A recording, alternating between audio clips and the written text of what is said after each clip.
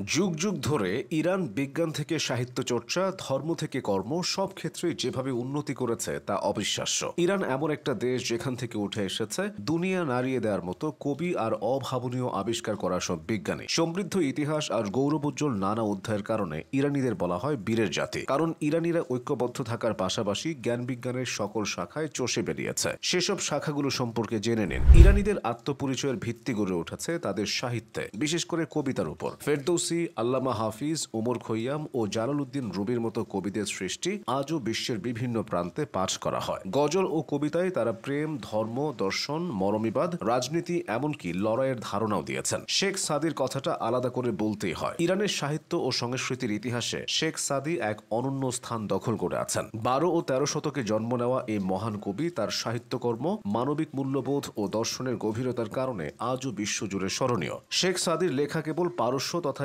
Iran বা Islamic দুনিয়ার মধ্যেই সীমাবদ্ধ নয়, বরং এটি সারা বিশ্বে মানুষের নৈতিক ও আধ্যাত্মিক চিন্তার এক পথ প্রদর্শক। ধর্মীয় দিক থেকেও ইরানের সমৃদ্ধ অতীত আছে। রাসূল সাল্লাল্লাহু আলাইহি ওয়াসাল্লামের যুগ থেকে শুরু করে সাহাবীদের পদচারণা, পারস্যের বিজয়, ইসলাম গ্রহণ, ইসলামী জ্ঞানের বিকাশ, সুফিবাদ ও কাব্যধারার বিকশিত ধারা সবকিছু মিলে ইরানকে বলা যায় ইসলামী ইতিহাসের এক মহিমান্বিত অধ্যায়। বিশ্বে ইসলামের যে বিশাল জ্ঞান ভাণ্ডার তা গঠনে ইরানের ভূমিকা ছিল অগ্রগণ্য। হাদিস, ফিকহ, দর্শন, সাহিত্য, স্থাপত্য, ক্যালিগ্রাফি প্রতিটি শাখায় পারস্য ভূমি তার অসামান্য স্বাক্ষর রেখেছে। শুধু তাই নয়, ইসলামী সংস্কৃতিকে বিশ্ব দরবারে তুলে ধরার ক্ষেত্রে ইরানি আলেম, কবি, দার্শনিক ও শিল্পীরাও গুরুত্বপূর্ণ অবদান রেখেছেন। ইমাম বুখারী, ইমাম মুসলিম, ইমাম গাজ্জালি, রুমি ও সাদির পদচারণা ছিল ইরানের ভূমিতে। এবার আসা যাক ভিন্ন প্রসঙ্গে। যোগাযোগ স্থাপনের ক্ষেত্রে ইরানের গৌরবোজ্জ্বল অধ্যায় আছে। আজকের দিনে ইন্টারনেটের কারণে সবকিছুই হাতের মুঠোয়, তবে অতীতে ব্যাপারটা কিন্তু এত সহজ ছিল না। বিশ্বের মানুষ যখন কল্পনাও করেনি, তখন প্রথম নিয়মিত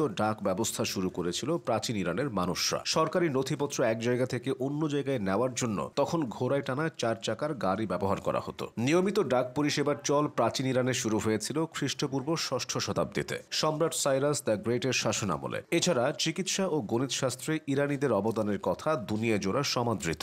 আধুনিক চিকিৎসা বিজ্ঞানের জনক ইবনে সিনা ও বীজগণিতের পথিকৃৎ আল খোয়ারিজমির জন্ম ইরানে। ইবনে সিনা রচিত 16টি মৌলিক গ্রন্থের 15টিতে তিনি বিভিন্ন রোগের কারণ ও চিকিৎসা পদ্ধতি নিয়ে আলোচনা করেছেন। কানুন ফিত তিব নামক গ্রন্থটি তাকে অমর করেছে, যা ছিল 5 খণ্ডে এবং 800 পরিচ্ছেদে। ইউরোপে এটি চিকিৎসা বিজ্ঞানের বাইবেল নামে সর্বাধিক পরিচিত। এই জন্য ইবনে সিনাকে অনেকে চিকিৎসকদের চিকিৎসক বলে অভিহিত করেন। এদিকে আল খোয়ারিজমি তার গাণিতিক কাজের জন্য বিখ্যাত। তার গাণিতিক কর্মগুলো ইউরোপীয় গণিতবিদদের কাছে হিন্দু, আরবি সংখ্যা এবং বীজগণিত প্রবর্তন করে। অ্যালগোরিদম এবং বীজগণিত শব্দগুলো যথাক্রমে তার নাম এবং তার একটি কাজের শিরোনাম থেকে এসেছে। এছাড়া আল বিরুনি ও আল রাজির মতো জগৎ বিখ্যাত বিজ্ঞানীরাও ইরানের মাটিকে ধন্য করেছেন। অতীতের এসব কাহিনী শুনে কারো কারো মনে হতে পারে বর্তমান যুগে ইরানিরা পিছিয়ে আছে, কিন্তু বিষয়টি মোটেও সেরকম নয়। 2005 সালে মধ্যপ্রাচ্যে বৈজ্ঞানিক প্রকাশনায় ইরানের অবদান ছিল 14.8%। 2014-15 সালে এই অবদান বেড়ে দাঁড়ায় 28.6%। 2005 সালে বৈজ্ঞানিক প্রকাশনায় মধ্যপ্রাচ্যে